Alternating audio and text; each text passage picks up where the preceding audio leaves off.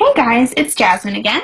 I am bringing you my secret sauce, my 5 best meal planning tips, and my 5 best shopping tips. So I'm going to start with the meal planning tips. So when you're thinking about what you are planning for your week, what you're going to eat, the first question I ask myself is, what do I already have? If you have things left over that you want to use or could use, it's a really good idea to incorporate something using like a recipe using that into your meal plan for the upcoming week. This is especially important when it comes to produce. If you have mushrooms in there that are so good, like make sure you have a recipe with mushrooms because like you don't want those to go bad. That's just wasted money. Number 2 is you want to check the ads. I personally shop at Kroger. It's the closest to our house. It has the best fuel points in the area. It has the best natural and organic section in our area, but I live in Nashville. So maybe for you, Kroger isn't your spot to go. Maybe it's Martin's, maybe it's Aldi, whatever it is, you want to check the ads. Why do you check the ads? Because the ads have the sales. If you have, if whatever grocery store you're at, let's say they have a sale for broccoli and you like broccoli and you'd like to make a broccoli and cheese soup. There you go. Bam. Recipe, find it, done. So it's really good to plan your meals around what is on sale. That being said, if maybe you need to go to multiple places, which brings me to tip number 3, shopping in multiple places. A lot of people really like Walmart because it's, well, let's be real, it's really cheap. And I think that's great. I think for a lot of things, Walmart is fantastic. If you're thinking about staples, rice, milk, eggs, depending on the quality you want, things like that that are going to be cheaper at Walmart that are kind of like the quality is going to be about the same, then great. Like, go to Walmart, do that. But when you're thinking about produce, I would go somewhere else. There's been many years in my life when I've shopped a few places because, like, my budget didn't allow that I just shop at one place. So I really, really recommend that if you're going to do the Walmart or, like, some really low-quality route, then you go to a secondary store for your higher quality items, like your produce. Step number 4, now it's time to plan your meals. So you figured out what you have. You've looked at the ads. You've looked at where your multiple places might be that you're going. Now you plan your meals. What are you having for breakfast? What are you having for lunch? What are you having for dinner? Also, can some of those meals have similar ingredients? I'm thinking about myself as a single person. If I buy a bunch of carrots, like a old-fashioned bunch, not like the little packaged mini carrots, but like a bunch of carrots, am I really going to use all of those if I just make what has carrots in it? A soup. Am I going to use all those carrots in a soup? Probably not. So I have a couple options. I can either think of another recipe that would have carrots in it, which clearly I'm having trouble with today, or I could chop up those carrots, put them in the freezer, save them for next week. I could make the same recipe. So, or I could make double recipes and freeze the second batch. Whatever it is, just make sure you're thinking about those things that, you know, if you can use similar ingredients in, you know, across the board, across your meal plan, that's going to help you bring down the food waste. And my 5th meal planning tip for you is to try and eat vegetarian. I know it sounds crazy, right? All you meat eaters out there are just like, oh my God, this girl's a vegan, like whatever. But seriously, it is so much cheaper. Like, I don't know how anyone in their 20s shops and like eats some kind of like meat protein every day because I just like my jaw drops every time I go to the store. It's so expensive. A little example, I make these really rad quinoa black bean burgers. I mean, they're really good. And if you look at the amount of quinoa I use, it's probably a little under $1, but we'll just say $1 quinoa. And 1 can of black beans, which is 70 cents, $1.70 plus like some spices and like maybe a little onion or something. Versus getting the ground turkey to make the burgers, which can be like $5. So when you think about that, like multiple meals, you're really paying a lot for that meat. And especially if you're getting the high quality kind, I mean, like, wowzers, y'all. So if you can, I'm not saying like go vegan. I'm just saying that if you can choose a couple meals to go vegetarian, do that. Go on Pinterest, search easy vegetarian meals, easy vegan meals, and it will come up for you and you will see like, oh, this tastes good. Oh, like, no, I would not try that. So that's tip number 5. So those were meal planning tips.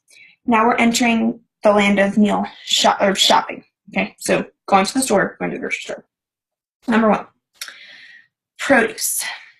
There's this huge, huge misconception that frozen produce is not as high quality as fresh produce. Just burst your bubble because total myth, total myth. See, here's the thing. Frozen foods, fruits, vegetables, are frozen at peak ripeness. So really, it's just as good for you. A lot of times it gets confused because fresh tastes better. But in terms of nutritional quality, frozen is just as good. So if you can manage to get those berries that you want for your granola or your yogurt or whatever you're having, and it's way more expensive fresh, go get them frozen. Go get them frozen, and you're still getting the same nutritional quality that you would if they were fresh. And there's also a misconception that frozen is always cheaper, and that's not true, because if you did tips 1 through 5 about meal planning, you are going to look at the sales section and take those berries. For example, you go to the store right now, raspberries are on sale 3 for $5. That's a lot cheaper than going and buying a $5 bag of frozen blueberries. So make sure you're using those sales so you know, like, is this actually cheaper or not? Okay, they're trying to trick us in the grocery store, I swear.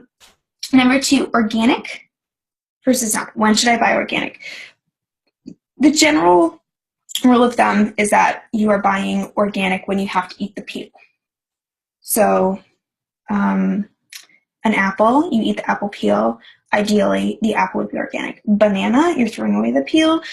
Ideally, you don't have to buy bananas organic for any reason. But organic's really expensive. So, like, if that's not your priority, that, like, you buy all organic vegetables and fruits, then, like, don't. Truly, the only thing that I always buy organic is, like, if I get kale or arugula or some kind of, like, salad, leafy green like that, I generally always buy organic, and it's because it comes in the packaged containers, which I never end up using. If I get, like, a bunch of kale, I never end up using it all. Like, I'm terrible at that. But if for some reason, if it's, like, in a container, I'll use the whole thing. So it ends up saving me money. But that's really the only thing I buy organic. There is a file that you can find called the Dirty Dozen versus the Clean 15. The Clean 15 are ones that, like, you really don't have to buy organic, and the Dirty Dozen are ones that have a lot of pesticides used in their production. So if you can't buy organic, you should. But, you know, if you can't, like, you can't. It's life, you know. So that's number 2. Number 3, coupons. I know, like, couponing, like, you can do that coupon lady, but really, coupons can save you a lot of money, especially when you're looking for the right things. So, for example, coconut oil can get really pricey. It's the best oil out there for you. Way better than canola, vegetable. You guys have those? Like, chuck them. Go get rid of them. They're not good for you. Coconut oil is really good for you. Same thing with olive oil, but they're pricier. They last a long time because they're really high quality and you don't need as much to cook with, but they are pricier. So if you find a coupon for them, grab a couple of those coupons because you can use them as you run out, and you're going to save on that really high quality but high price item. And along with coupons, you have fuel points. So if you shop in the same place, like, do the fuel point thing because it really, really saves like more money than you'd think. I mean, it's just me and John that are on the card, and, like, we save so much money just because we choose to shop in that one place. 4th tip, stagger the expensive items that you're buying. So I mentioned coconut oil, olive oil, also, like, maple syrup, one of those really, really good natural sweeteners. But hey, it's like $8 a bottle, y'all. It ain't cheap. So if you can, try and get on a rotation of, like, this is my coconut oil week, then I have my maple syrup week, then I have my red and white quinoa week, then I have my, like, X week. So that way you're kind of, like, cycling through. You don't have to buy them all in one trip, which can get, like, really hard if they all come due on one trip. And my last tip for you is look at the price per weight. Okay, so you're at the store and you look at the price tag, and then in the bottom, like, it's usually in the bottom right corner of the price tag, there it says, like, price per weight, and it'll say, like, 0.3 cents or whatever it is. the packaging in the store is really deceiving. Like, it's meant to manipulate the consumer. So if you look at granola, for example, it's one of those like super duper deceiving products out there, because you'll look at the box and it looks like a really big box and you think like, oh, like that's $3, like that's not bad for that box. But if you look at the net per weight, it's actually way more expensive than that smaller box that's really full. So make sure you're checking out the net, the price per weight, because that can really help you save. Even though you might not feel like it, in actuality, you are saving. Another example happened to me the other day was actually mushrooms. So there was like this small, like I think it's called a half pint of mushrooms, like the smaller container, and it was on sale. And so I was like, oh great, like this is even cheaper than like I would have normally gotten it because it's already on sale at the store. But then if you look at the bigger box of mushrooms,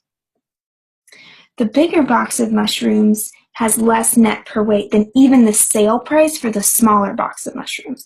So obviously the bigger package that you're getting, the smaller the price per weight is going to be. Okay? But that being said, if you're one person, single woman, like I was for a really long time, living by yourself, don't go buy that big thing of mushrooms if you're not going to freeze it or make a double recipe and freeze it, because else it's going to go in the trash can, and that would be spoiled, and that's not good.